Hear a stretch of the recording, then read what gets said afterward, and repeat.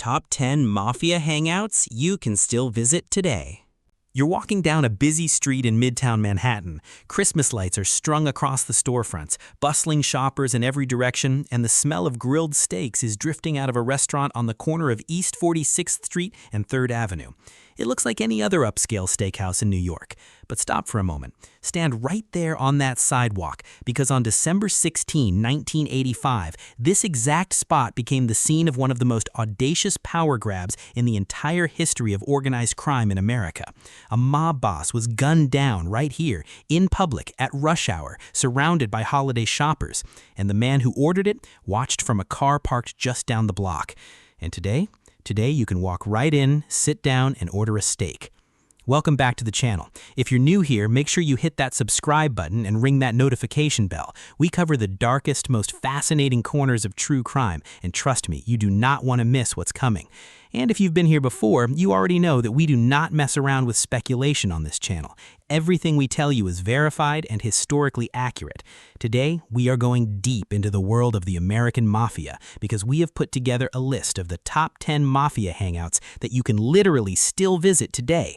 These are real places, still standing, still open, still serving food and drinks, and each one carries a history so dark, so violent, and so jaw-dropping that walking through their doors feels like stepping directly into a true crime documentary. So, pull up a chair because class is in session. And if you're enjoying this one, drop a comment below telling us which location you'd most want to visit. Let's get into it. Number 10, Campese's Egyptian Restaurant, Dallas, Texas. We start our countdown in an unlikely place, Dallas, Texas. Most people don't immediately think of the Mafia when they think of Dallas, but this city had a connection to organized crime that runs all the way to one of the most controversial events in American history, the assassination of President John F. Kennedy. Campese's Egyptian Restaurant has been a Dallas institution since 1946, when the Campese family purchased the building on Mockingbird Lane. The Egyptian name is actually a fascinating accident of history. Before the Campeses took over, the location was known as the Egyptian Lounge. When the family moved in, they simply couldn't afford a brand new neon sign, so they kept the old one, removing the word lounge and replacing it with restaurant.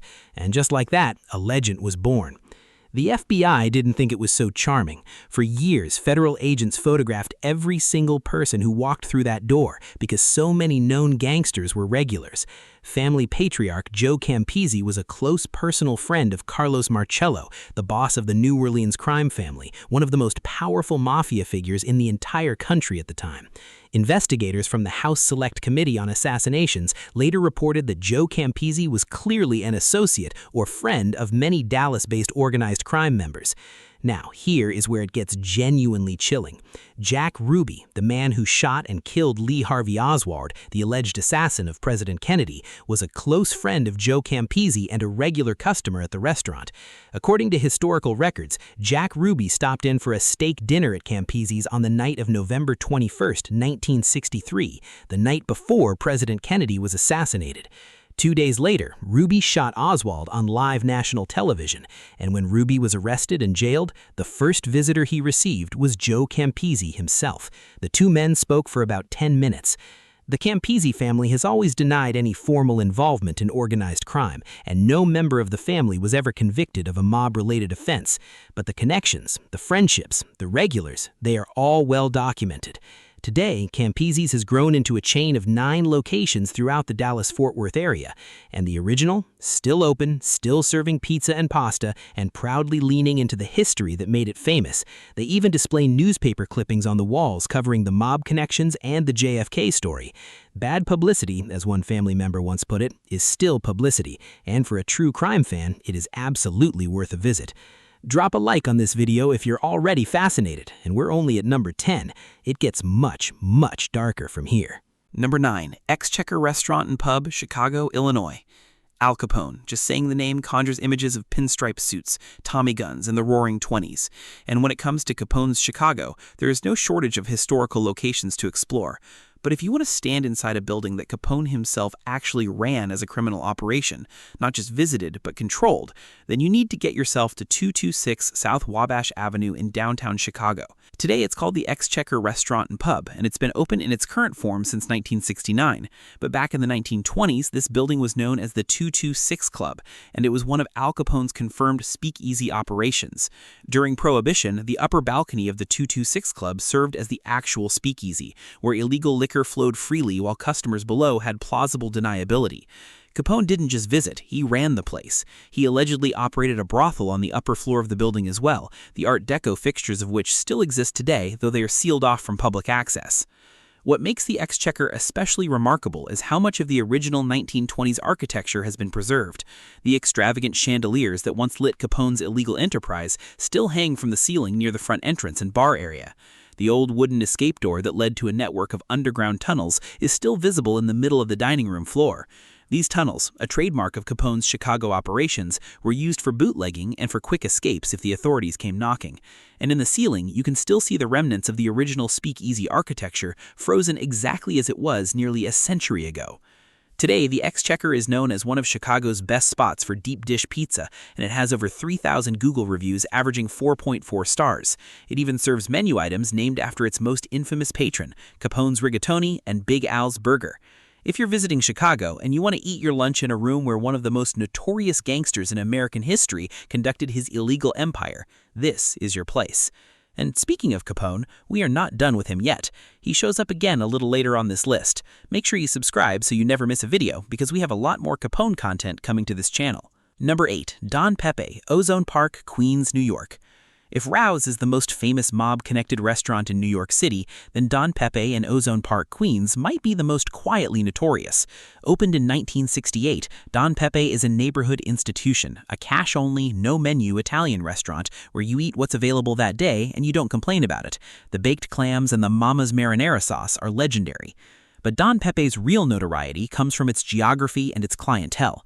Ozone Park in Queens was the home turf of the Gambino crime family street operations for decades. The neighborhood was controlled by Gambino capos and associates who used local establishments as social hubs and social hubs.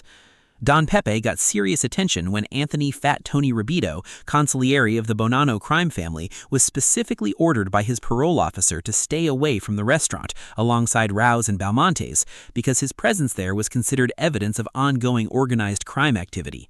Think about what that means. A federal parole officer named this specific restaurant in a formal legal order, telling a ranking mob figure to physically stay away. That is not rumor, that is a documented legal fact on record. Genovese capo Ciro Perrone was also a well-known regular at Don Pepe, and the restaurant's ties to Gambino family figures were extensive, given its proximity to their operational territory. Paul Castellano, the Gambino boss who would later be murdered outside Sparks Steakhouse, was reportedly a patron as well. Today, Don Pepe operates the exact same way it always has. Cash only, no printed menu.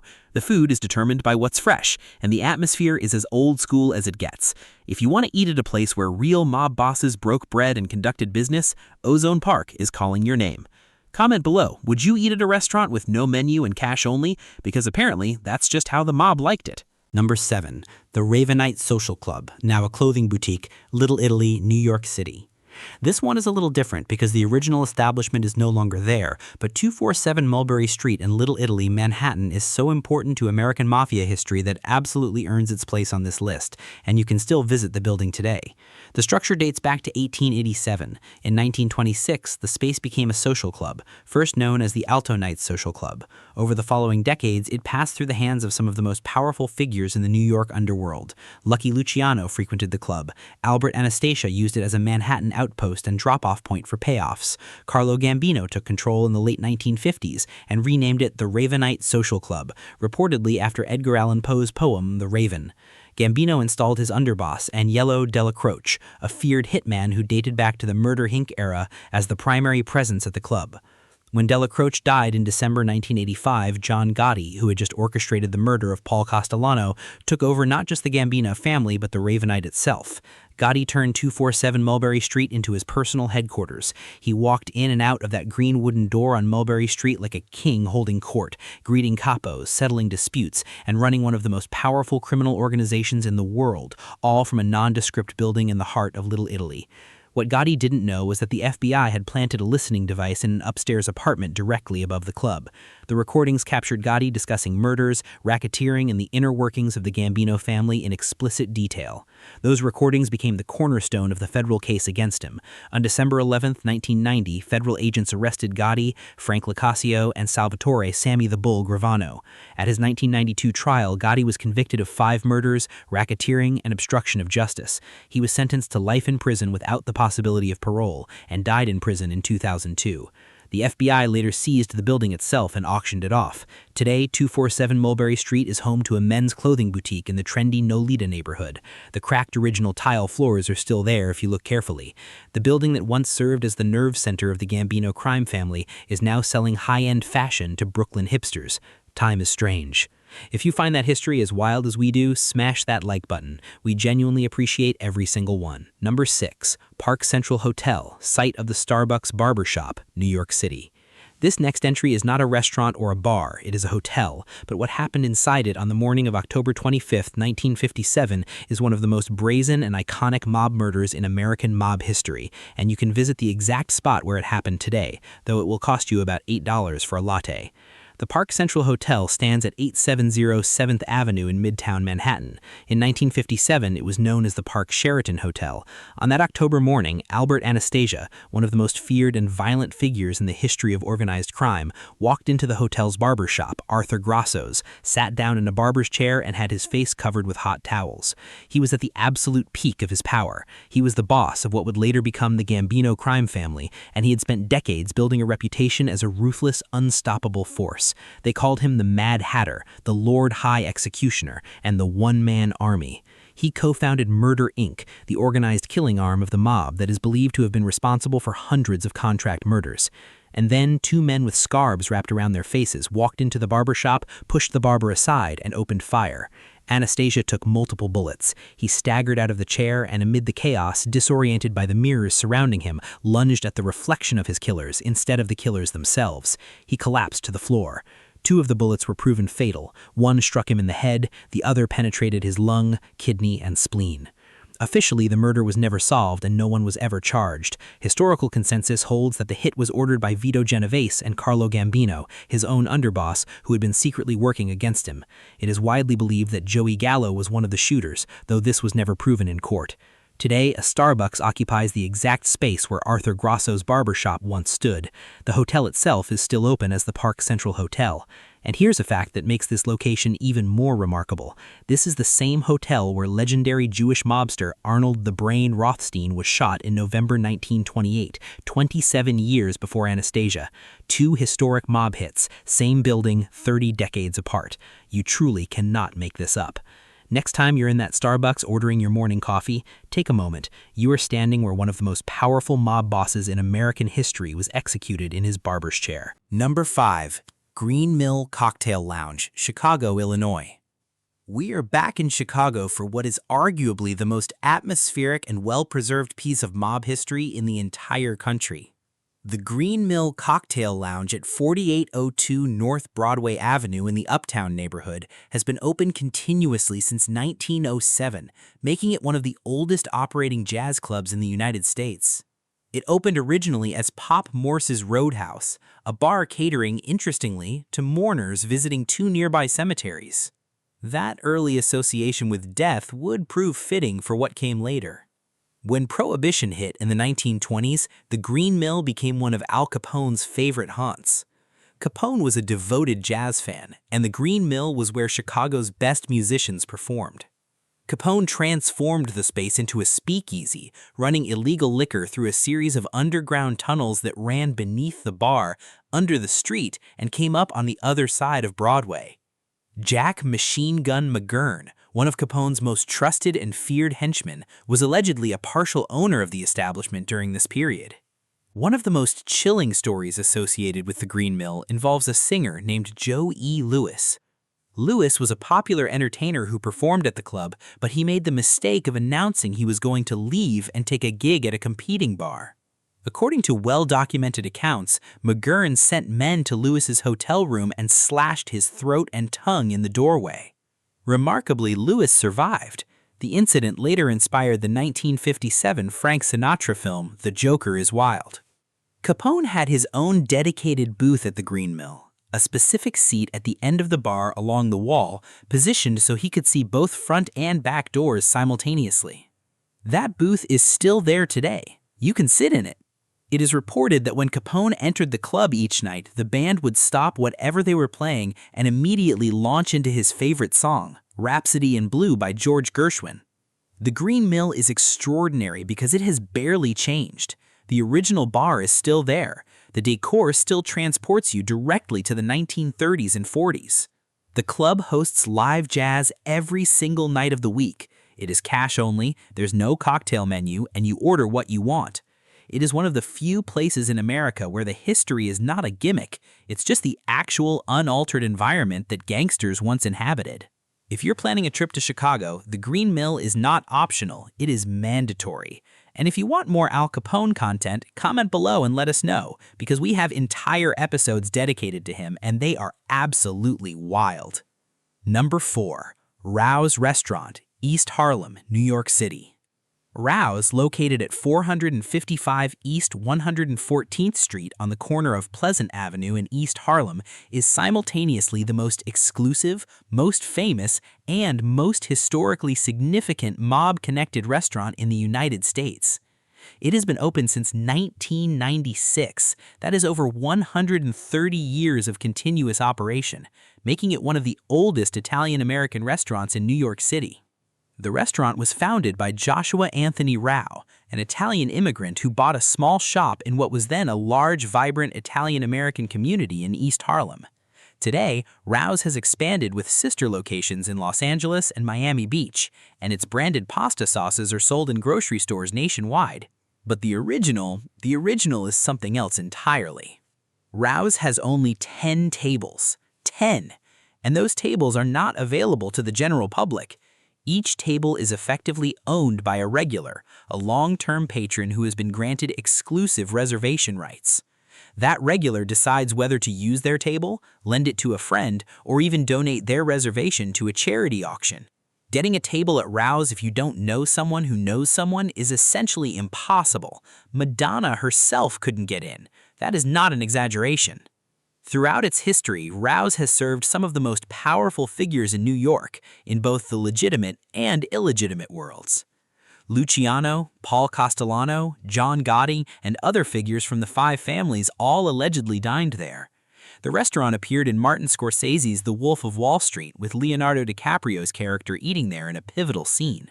But what cemented Rao's place in true crime history was a night in December 2003. A man named Louis Lump Lump shot and killed Albert Cercelli, a made man in the Lucchese crime family, right there in the restaurant, during an argument that reportedly began over a dispute about a song being sung by a performer at the table.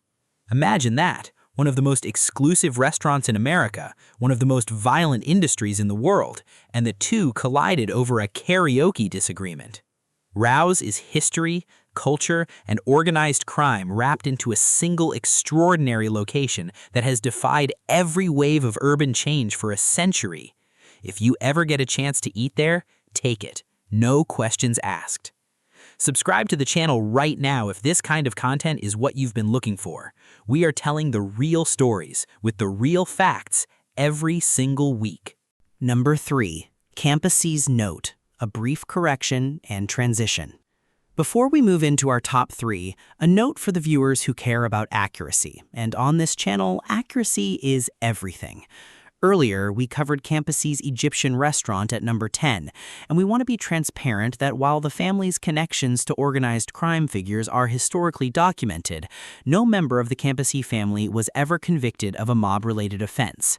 The 1979 House Select Committee on Assassinations specifically noted they found no indication that Campisi had engaged in any specific organized crime-related activities.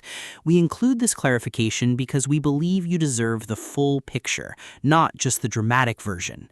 Now, on to our top 3, and if you think the first 7 entries were intense, you are completely unprepared for what's next. We are back on that corner of East 46th Street and 3rd Avenue. We opened this video here, and now we're going to tell you the full story, because the murder that happened outside Sparks Steakhouse on December 16, 1985, didn't just kill one man. It changed the entire structure of organized crime in America. Sparks Steakhouse opened in 1966 and quickly became one of the premier dining establishments in Midtown Manhattan, famous for its prime cuts of beef, its extensive wine list, and its dark, wood-paneled dining room. It attracted Manhattan's elite, businessmen, politicians, celebrities. It was the kind of place where you wore a jacket and spoke in a low voice. Paul Castellano was the boss of the Gambino crime family, widely considered the most powerful of New York's 5 crime families. Castellano, known as Big Paul, he stood 6 feet 2 inches tall and weighed around 270 pounds, was a different kind of mob boss. He came from a Brooklyn butcher family, was deeply knowledgeable about the meat industry, and ran his criminal empire more like a CEO than a street thug. He lived in a mansion on Staten Island, and in the eyes of many of his own men, had grown distant from the streets. One of the men who resented him most was John Gotti, a charismatic, violent, street-savvy captain of the Gambino family, who was loyal to the late Neil Delacroix rather than Castellano. Gotti had multiple grievances.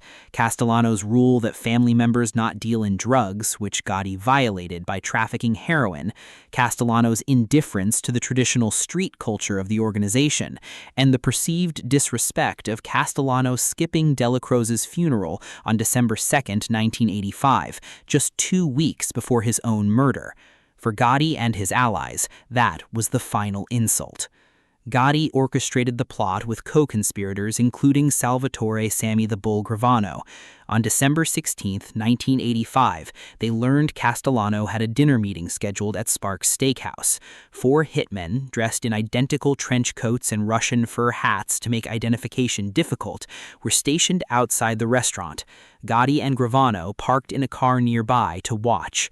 When Castellano's limousine pulled up, Gotti gave the order over a walkie-talkie.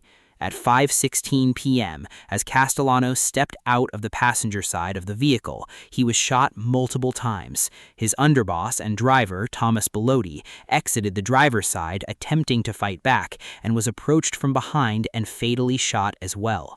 Both men died on the sidewalk outside Sparks, their bodies lying in the street as horrified holiday shoppers looked on.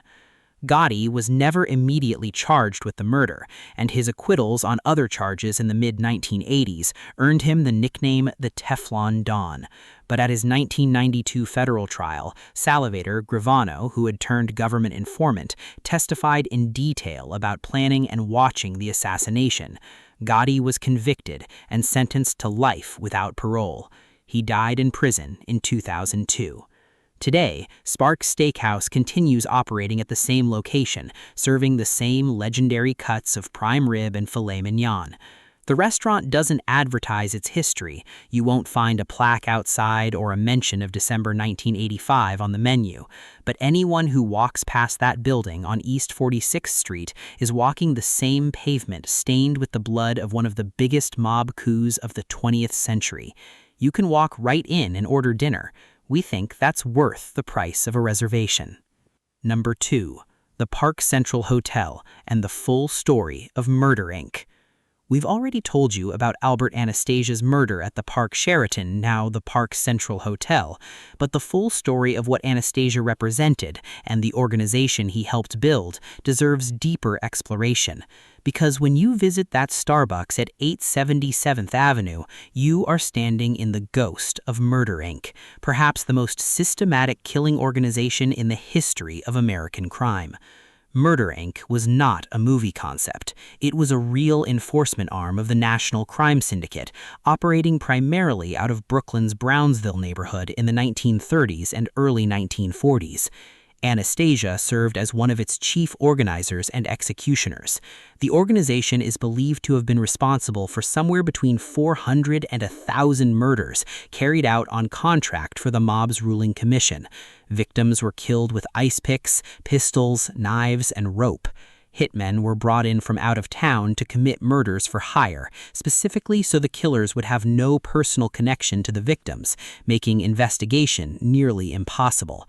The downfall of Murder Inc. came in the early 1940s, when members began turning state evidence to avoid the electric chair.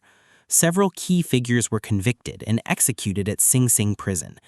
Anastasia, despite his central role, escaped prosecution largely by arranging for a key government witness to be murdered before he could testify. Anastasia went on to become the boss of his family by, according to most historical accounts, ordering the murders of Vincent and Philip Mangano, the brothers who previously led the family in 1951. Their bodies were found in a Brooklyn marsh. Anastasia claimed to the commission that Mangano had been planning to kill him, and the commission, unwilling to wage war, let the power transfer stand. By 1957, Anastasia was perhaps the most feared man in the American underworld, and then a conspiracy quietly formed around him. Vito Genovese and Carlo Gambino, Anastasia's own underboss, worked together to have him removed. On October 25, 1957, while Anastasia reclined in a barber's chair at the Park Sheraton with a hot towel over his face, two masked gunmen walked in and shot him dead. The crime was never officially solved. The hotel still stands. The Starbucks is open 7 days a week. There is something deeply eerie about sipping coffee in that space, and we think every true crime fan owes themselves that experience at least once. Number 1. Rouse, Green Mill, and the Ravenite, the ultimate mafia crawl. Our number 1 is not a single location, it's a concept, and it's the ultimate experience for any true crime traveler in America. We have spent this entire video visiting individual locations, and every single one of them deserves your time and attention. But if you want to truly immerse yourself in the living history of the American Mafia, not the Hollywood version, but the real one, then we want to suggest the ultimate Mafia history crawl across 2 American cities. No other experience like it exists anywhere in the world. In New York City, start with breakfast near the Park Central Hotel at 870 7th Avenue. Walk into that Starbucks, stand where Albert Anastasia died. Then take a cab to Little Italy and walk the outside of 247 Mulberry Street, the former Ravenite Social Club. Look at those brick walls. This is the building where John Gotti ran the Gambino family, where the FBI planted the bugs that brought him down, where decades of American organized crime history were made in a space no bigger than a neighborhood bar. From there, walk to East Harlem and try your luck in getting into Rouse. If you can't, and the odds are against you, at least walk past it. Stand on the corner of 114th Street and Pleasant Avenue and understand that for over a century, this modest corner restaurant has been feeding the most powerful, the most connected, and sometimes the most dangerous people in New York City. It has outlasted them all. Then take a car to Midtown and walk past Sparks Steakhouse on East 46th Street. Make a reservation if you can. The food is genuinely excellent. But even if you're just standing outside, close your eyes and understand that on a December evening of 1985, right here, a mob empire changed hands in a volley of gunfire. Then, fly to Chicago. Go to the Green Mill in Uptown. Arrive after 9 p.m. when the jazz is in full swing. Order whatever you want from the bar. There's no menu. Sit in Al Capone's booth if it's available, at the end of the bar with sightlines to both doors. Listen to live jazz in a room that has barely changed in 100 years. This is as close as you will ever get to genuinely sitting where Capone sat. Then, the next morning, walk to 226 South Wabash Avenue and have lunch at the Exchequer. Look at the original chandeliers. Find the escape hatch in the floor. Look up at the ceiling and imagine the speakeasy that once operated just above your head. Have Capone's rigatoni. It's apparently fantastic. This is the American Mafia, not as myth, not as film, but as stone and wood and tile and marble that is still standing, still open, still waiting for you. And that brings us to the end of our top 10 Mafia hangouts you can still visit today. Let's do a quick recap. Number 10 was Campisi's Egyptian restaurant in Dallas, Texas, where Jack Ruby ate the night before the Kennedy assassination. Number 9 was the Exchequer Restaurant and Pub in Chicago, Al Capone's confirmed speakeasy with original 1920s architecture still intact. Number 8 was Don Pepe in Ozone Park, Queens, a cash-only mob institution that federal parole orders have specifically mentioned by name. Number 7 was the Ravenite Social Club at 247 Mulberry Street, now a clothing boutique, but still the building where John Gotti ran the Gambino family and where the FBI brought him down. Number 6 was the Park Central Hotel in Midtown Manhattan, where Albert Anastasia was executed in a barbershop now occupied by a Starbucks. Number 5 was the Green Mill Cocktail Lounge in Chicago, Al Capone's personal jazz club, still open, still serving jazz nightly, still virtually unchanged. Number 4 was Rouse in East Harlem, the most exclusive restaurant in New York City, open since 1896, with 10 tables and a history of violence, loyalty, and extraordinary food. We gave you the accuracy clarification at number 3 before moving into our final entries. Number 2 was the full story of Murder, Inc. and the legacy of Albert Anastasia. And number 1 was the ultimate true crime travel experience, the full Mafia history crawl across New York City and Chicago. Every location we covered today is real. Every fact we shared has been verified. These places exist right now. You can visit them, you can eat at them, drink at them, and stand in the spaces where some of the most dramatic, violent, and historically significant moments in American organized crime history actually happened. If you made it to the end of this video, we want you to do 3 things. First, hit that like button. It genuinely helps this channel reach more people and keeps this kind of research-driven true crime content alive. Second, subscribe if you haven't already, and turn on notifications because we publish new content regularly, and every episode is built the same way this one is. Deep research, verified facts, and stories that will keep you up at night. Third, drop a comment below telling us which of these locations surprised you the most, or which one you would most want to visit. We read every single comment, and we love hearing from you. The American Mafia didn't just exist in films and television. It existed on real streets, in real buildings, at real tables with real food. Some of those places are still there, and now you know exactly where to find them. We'll see you in the next one.